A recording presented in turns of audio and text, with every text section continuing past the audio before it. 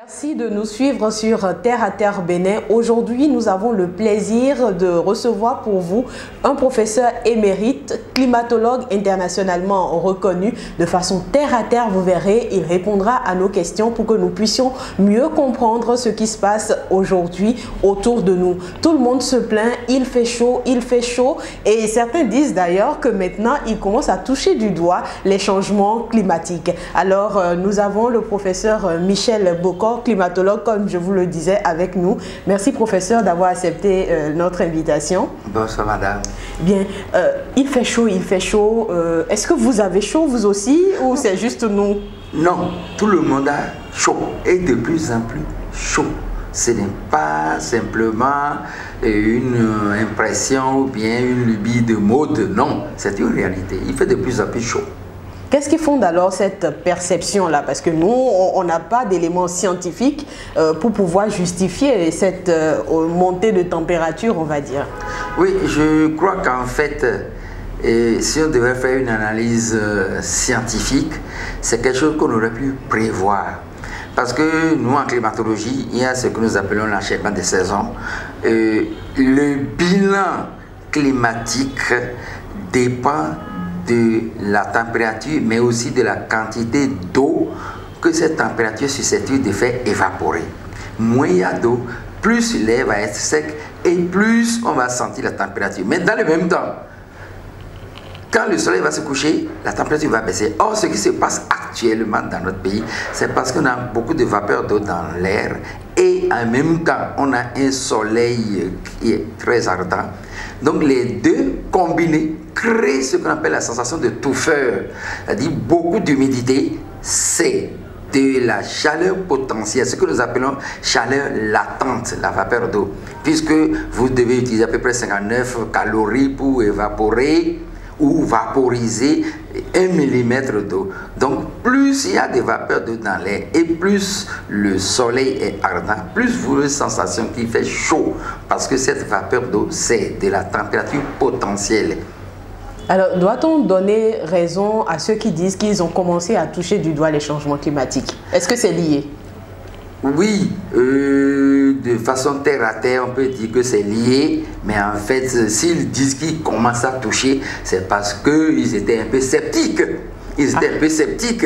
Et le problème, c'est que si dans 2 ans, il fait moins chaud, ils vont dire, oh bon, ce n'était pas vraiment un changement climatique. Non, il y a le changement climatique qui est là, et qui est là depuis 1850. Les études ont montré que cette augmentation lente mais persistante de la température due depuis 1850, ça fait déjà plus de 100 ans, 130 ans, machin. Alors, depuis 1850, ces changements climatiques-là sont là. Mais est-ce que dans l'histoire de la Terre, c'est la première fois qu'on observe les changements climatiques? Non, il faudrait distinguer ce que nous appelons les changements climatiques dus à des facteurs naturels. Qu'est-ce que nous appelons facteurs naturels en climatologie? Vous voyez, on vous a appris depuis la classe de 4e qu'il y a l'axe des pôles qui est incliné de 23 degrés quelques sur le plan de rotation de la Terre autour du Soleil, ce qu'on appelle l'écliptique. Cette inclinaison n'est pas fixe, ça change. D'accord. En même temps, l'axe même des pôles lui-même change de position, vibre. Donc ça fait que l'incidence des rayons solaires sur la Terre n'est pas toujours au même point. Il y a déjà la variation saisonnière, d'où le thème de climatologie, puis ça vient du mot grec climat qui veut dire incliné.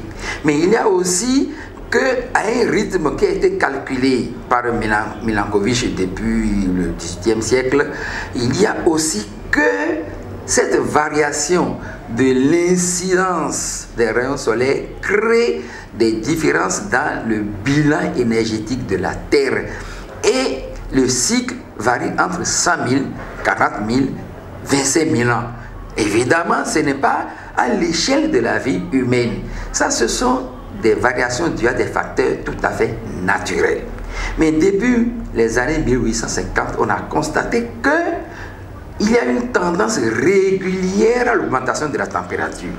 Et qu'on a cherché à comprendre, quand on connaît la physique de l'atmosphère, on sait que sa capacité énergétique, c'est-à-dire l'inertie thermique de l'atmosphère dépend de sa composition en gaz.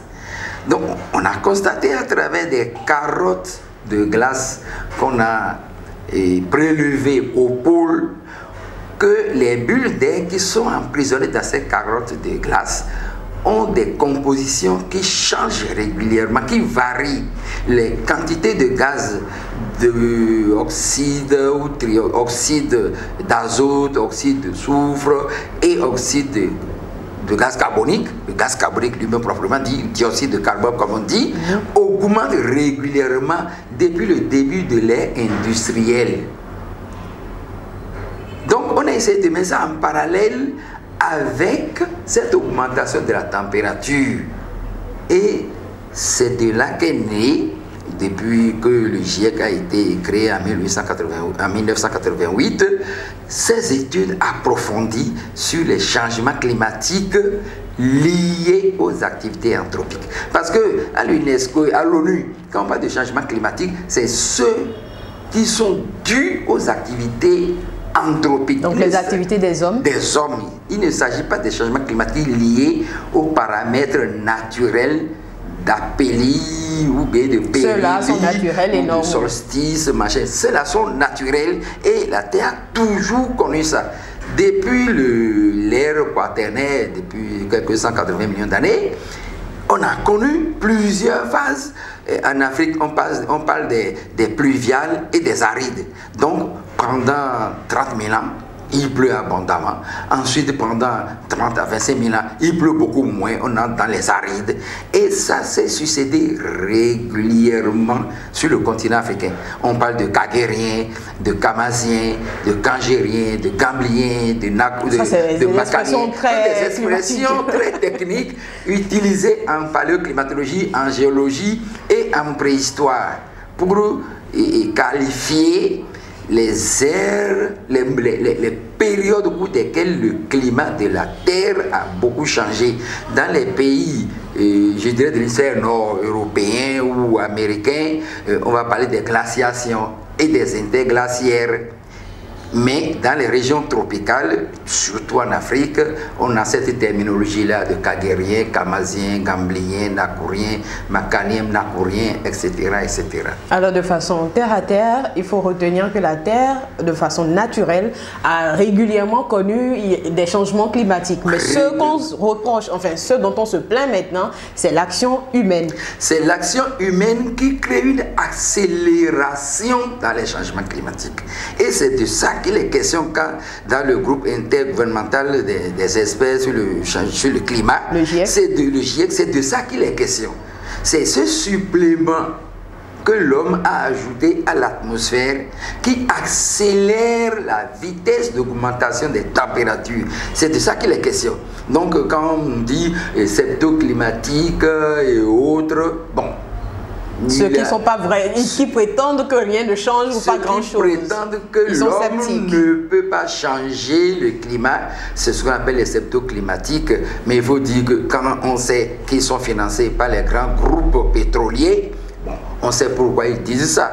Parce qu'on dit que c'est la pollution atmosphérique qui fait que le climat se réchauffe de plus en plus. Mais tous les physiciens vous le diront en thermodynamique et en mécanique des fluides, tous les physiciens vous le diront. Si vous changez la composition d'une masse d'air, vous changez sa capacité d'inertie thermique. C'est automatique, tous les physiciens vous le diront. Donc il n'y a pas d'imagination, c'est pas de l'imagination, mais ce n'est pas de la magie non plus. C'est scientifique. C'est scientifique. Les données sont là et le prouvent. Les données sont là et le prouvent. Donc si vous polluez, plus vous contribuez à élever la température de l'atmosphère. Alors, sous les tropiques, nous remarquons et nous vivons vraiment cette hausse de température. On a de plus en plus chaud et je pense que sur toute la Terre, cette température a augmenté. Alors, est-ce que ce n'est pas intéressant alors en hiver qu'il y ait une hausse de température? C'est intéressant d'un point de vue d'économie en termes de chauffage des maisons. Mais sur le plan environnemental, c'est très mauvais. Pour deux raisons.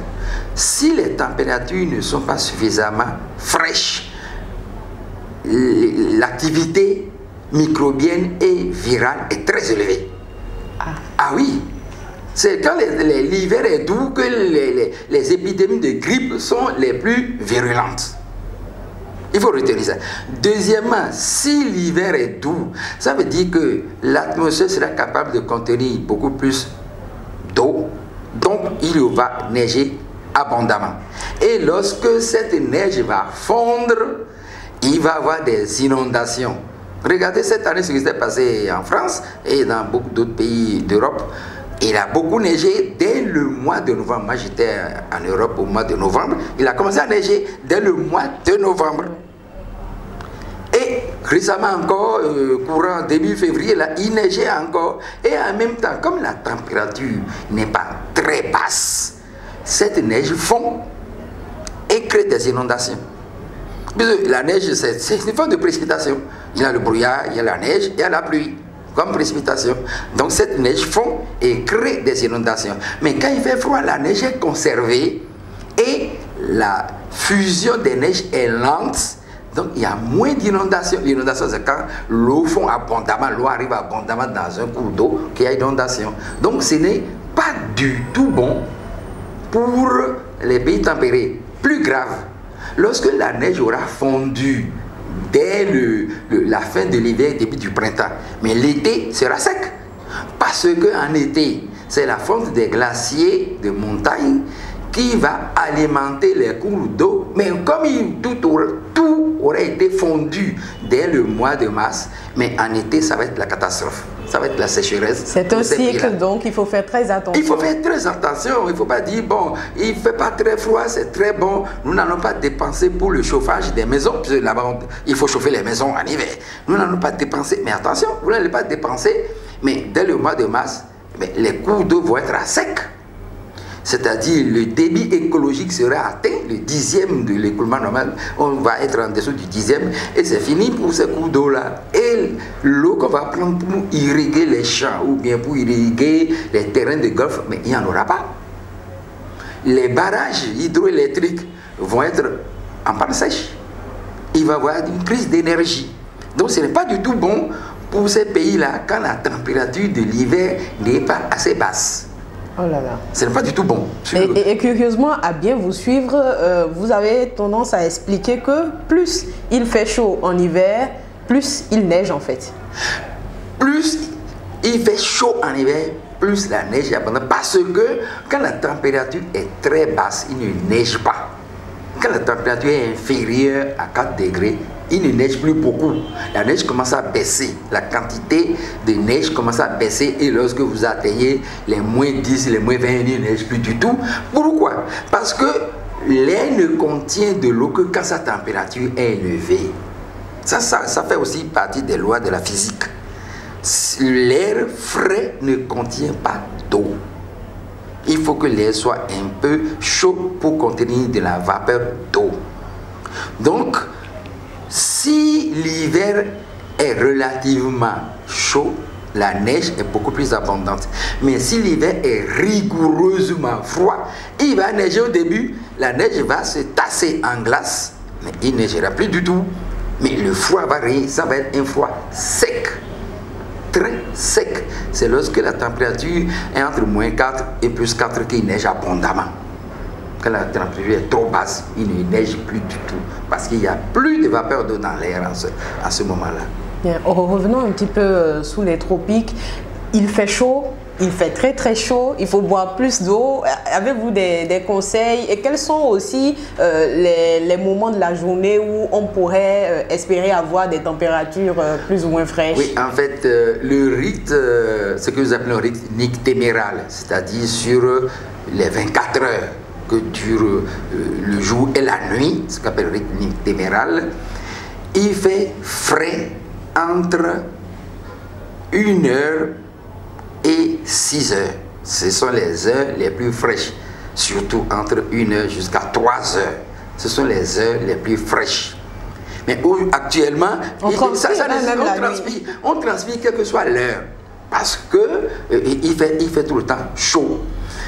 Et si vous vous rappelez ce qui s'est passé en France, je crois en 2003 ou 2005, l'été, là où il y a eu près de 30 000 morts dû à des coups de chaleur, 15 000 morts en France. La canicule de cet été-là. Dû à des coups de chaleur, il est recommandé de boire abondamment. Pour deux raisons. Quand vous buvez, vous aurez la capacité de transpirer. C'est-à-dire que votre corps doit contenir toujours en 70 et 75% d'eau.